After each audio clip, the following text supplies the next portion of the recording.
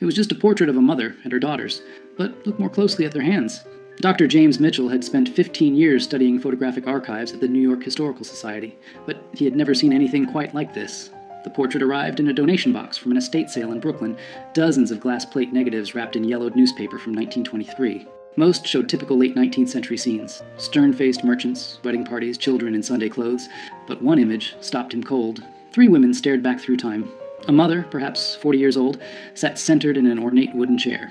Her daughters, who appeared to be in their late teens or early 20s, stood on either side. All 3 were African American, dressed in their finest clothes.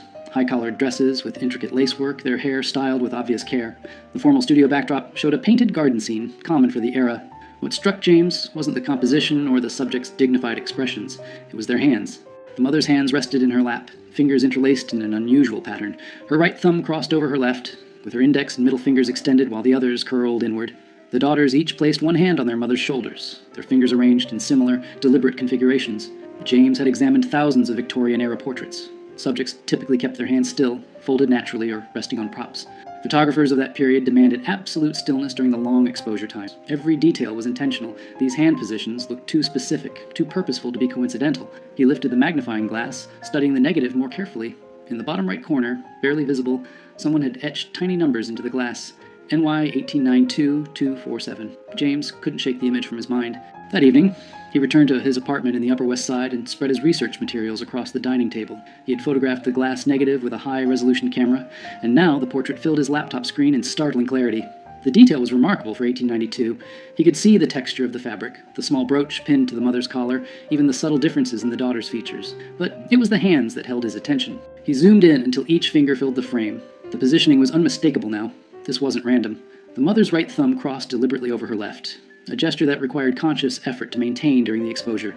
Her extended fingers created a specific shape. The daughter's hands on her shoulders mirrored variations of the same theme, fingers bent at precise angles, thumbs positioned with clear intention. James had studied Civil War photography, Reconstruction-era documentation, and early 20th century social reform movements. He knew that activists and underground networks often used visual signals, specific poses, objects placed in photographs. Even the way people stood could convey hidden messages to those who knew how to read them. He opened his database of abolitionist and post-emancipation activist networks. The Underground Railroad had used quilts, songs, and symbols. But this was 1892. Almost 30 years after the Emancipation Proclamation, 15 years after Reconstruction ended. What networks still needed secret codes? His phone buzzed. His colleague, Dr. Sarah Chen, a specialist in African American history, responded to his earlier text, "Free tomorrow morning? What did you find?"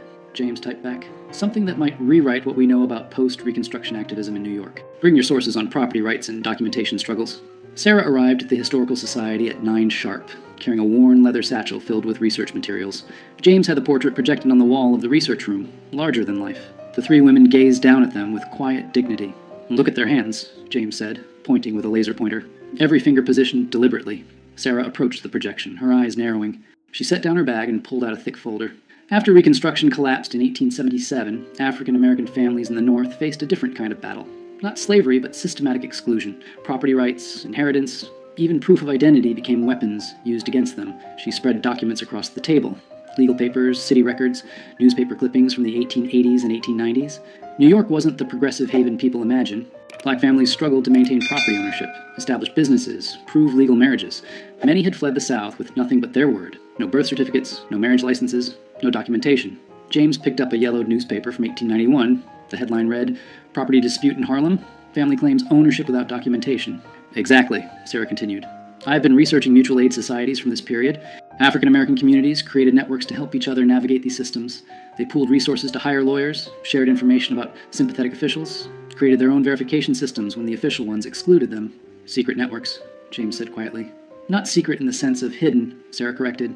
"Secret in the sense of parallel, operating alongside official systems, using methods that white authorities either didn't notice or didn't understand." James turned back to the portrait. "What if this isn't just a family photograph? What if it's documentation?" The etched numbers in the corner, NY 1892-247, proved to be the breakthrough. After 2 days of searching through city directories and business records, James found a reference. Studio 247 belonged to a photographer named Thomas Wright, who operated from a building on 8th Avenue between 1888 and 1896. The address still existed, though the building had been converted into apartments decades ago. James stood on the sidewalk, looking up at the brick facade, imagining it as it had been. Wright's studio would have been on the second floor with large north-facing windows to capture the soft, even light preferred for portraits. Research into Wright himself revealed something unexpected.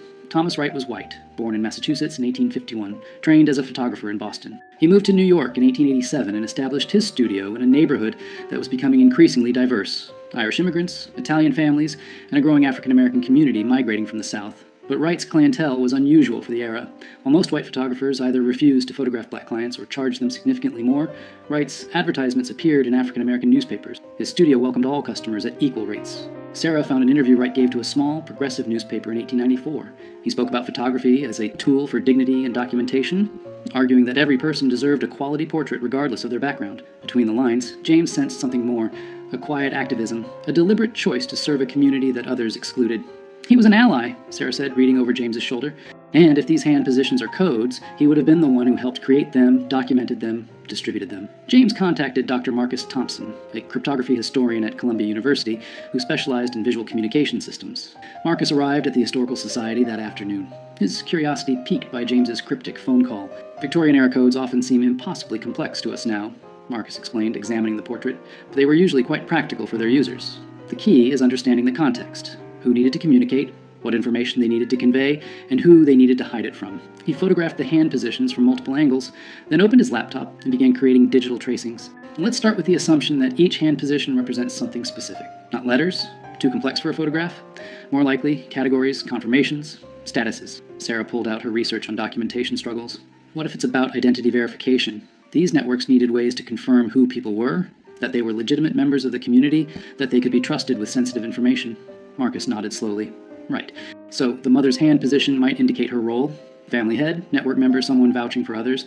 The daughter's positions could indicate their status, documented, undocumented, seeking assistance. They worked through the afternoon, comparing the portrait to other photographs James had found in the estate sale box. 3 more portraits showed similar hand positioning, always subtle, always deliberate.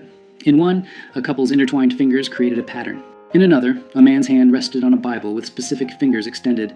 It's not just one code, Marcus said finally. It's a system. Multiple signals that could be combined to convey different meanings. Someone trained these families how to pose. Someone photographed them deliberately. And someone else, other network members, knew how to read these images. Sarah made the connection that broke everything open. While researching property rights cases in New York courts from the 1890s, she found a pattern. Dozens of African-American families successfully defended their property claims, obtained identity documents, or proved legal marriages, often with the same lawyer representing them. His name appeared again and again. Robert Hayes. Hayes had an office on West 34th Street. Court records showed he won an unusual number of cases for black clients during an era when such victories were rare. More significantly, he often submitted photographic evidence, portraits of families, documentation of their respectability, proof of their presence in the community. He was using Wright's photographs in court, James realized, not just as evidence of identity, but as verification of community standing. These families were photographed, their images were cataloged, and when they needed documentation, Hayes could present these portraits to judges. But there was more. In Hayes' archived case files at the New York Public Library, Sarah found letters, correspondence between Hayes and other activists, teachers, ministers, business owners, discussing verification protocols and community documentation systems. One letter, dated March 1893, was particularly revealing. Hayes wrote to a minister in Brooklyn, "We have expanded our photographic documentation to include 73 families. Mr. Wright continues to provide his services at minimal cost. The hand positioning system allows us to encode essential information that can be verified later. Each portrait serves as both dignified representation and practical identification." James sat back, stunned. They built an entire parallel documentation system. When official channels failed these families, they created their own. And they hid it in plain sight, Sarah added. These portraits looked like ordinary family photographs. No one examining them casually would see anything unusual. But to network members who knew the code, each portrait contained vital information. With the network's structure emerging, James became obsessed with identifying the 3 women in the original portrait. The estate sale had come from a brownstone in Bedford-Stuyvesant, Brooklyn, a neighborhood with deep African-American roots. The Historical Society's donor records provided the seller's name, Patricia Johnson, who had inherited the property from her grandmother. James called Patricia that evening. She was 72 years old, sharp-voiced, and initially skeptical of his interest in old family photographs. But when he described the portrait in detail, her tone changed. "My great-grandmother," she said quietly. "That's Eleanor. Eleanor Morrison. The daughters would be my grandmother, Ruth, and her sister Grace." "Can you tell me about them?" James asked. Patricia was silent for a moment. "Eleanor was born enslaved in Virginia. Came north after the war with Ruth, who was just a baby. Grace was born here in New York. Eleanor worked as a seamstress. She was known for her skill with lace and fine embroidery, supported the family that way." "Did she ever mention being part of any organizations? Community groups?" She was involved in her church, Patricia said, and she helped people. That's what my grandmother always said. Eleanor helped families with paperwork, finding housing, connecting with lawyers. She seemed to know everyone, how to navigate every system. James's pulse quickened. Patricia, I think your great-grandmother was part of something significant. A network that helped African-American families document their identities and protect their rights after Reconstruction. Patricia was quiet again. When she spoke, her voice was thick with emotion. I always knew she was special, but we lost so much history. After she died in 1919, the family scattered. My grandmother rarely talked about those early years. With Patricia's permission, James and Sarah began tracing Eleanor Morrison's connections. Church records from Bethel AME Church in Brooklyn showed Eleanor as a member from 1879 until her death. She served on the Ladies' Aid Society, which officially provided charity to needy families. But the meeting minutes revealed something more structured. The society kept careful records of families they assisted, names, ages, circumstances, needs. But certain entries included notations that made no sense in context, numbers and letter codes that seemed arbitrary. Until Sarah realized they corresponded to Thomas Wright's numbering system. They were cross-referencing, she explained to James. The Church Society identified families who needed documentation. Wright photographed them with the appropriate hand codes. Hayes used the photographs in legal proceedings. And the church records kept track of everything, hidden in plain sight within charity work documentation. James found more photographs in Wright's archive. The Historical Society had acquired his entire collection in 1923, after his death, but no one had properly cataloged it. Dozens of portraits showed the hand positioning system. Families photographed between 1890 and 1896, each image carefully numbered, each one documenting people who had been systematically excluded from official records. They identified other network members. A teacher named Samuel Brooks, who helped families obtain school records for their children. A clerk in the city property office named Mary Chen, who processed deeds and made sure paperwork was properly filed. A minister named Reverend James Washington, who performed marriages and provided certificates when official channels refused.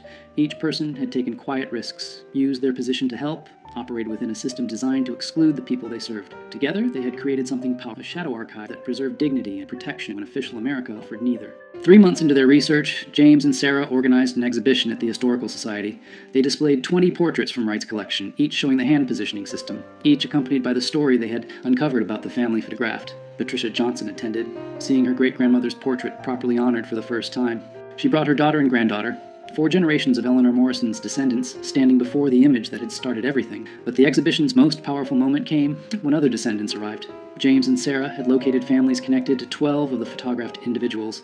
Each had pieces of the story, fragments of oral history, old letters, faded documents that suddenly made sense within the network's context. An elderly man named Thomas Hayes stood before a portrait of his great-grandfather, the lawyer Robert Hayes, photographed with his hands positioned in the same deliberate code. I always heard he helped people, Thomas said quietly, but I never knew the extent. Never knew he was part of something this organized. A woman named Grace Brooks examined a portrait of Samuel Brooks, the teacher. My family said he was arrested once, in 1895, for helping a family obtain false documents, but the charges were dropped. And looking at this now, I don't think the documents were false. I think he was helping people get the documentation they deserve, but were denied. The New York Times covered the exhibition. The article ran with a headline, "Hidden in Plain Sight, How Post-Reconstruction Activists Built a Secret Documentation Network." Within days, historians from across the country contacted James, sharing similar findings from their regions. Parallel networks in Philadelphia, Boston, Chicago, all operating during the same period, all using subtle codes and photographs to document and protect African-American families navigating hostile systems. 6 months after discovering the portrait, James stood in the Historical Society's conservation lab, carefully handling the glass plate negative. They had digitally restored dozens of Wright's photographs, each image now preserved and accessible to descendants and researchers. The mother and daughter's portrait had become iconic, reproduced in textbooks, featured in documentaries, displayed in museums. But for James, its power remained personal. He thought of Eleanor Morrison, born enslaved, who had built a life of dignity and purpose in New York, who had helped countless families navigate a system designed to exclude them, who had posed for this photograph with her daughters, their hands carefully positioned in a code that would preserve their place in history. Patricia Johnson had donated Eleanor's personal papers to the Historical Society, letters, a diary, business records from her seamstress work. In the diary, Eleanor wrote about the photograph. "Had our portrait made today. Mr. Wright is a kind man, understands what we are building. The girls were nervous, but I told them this picture will matter. Someday, people will see what we did here." She had been right. The photograph had mattered. It had preserved not just their images, but evidence of their resistance, their ingenuity, their refusal to be erased. Sarah had traced 63 families through the network, documenting how they had obtained property deeds, legal marriages, business licenses, and school records, fundamental rights that should have been automatic but required elaborate workarounds to achieve. The network had operated from approximately 1888 to 1897, helping hundreds of families before gradually dissolving as some activists died, others moved, and new systems emerged.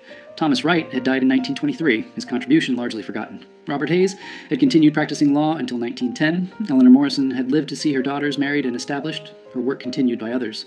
The network hadn't solved systemic injustice, but it had provided practical help to people who needed it desperately.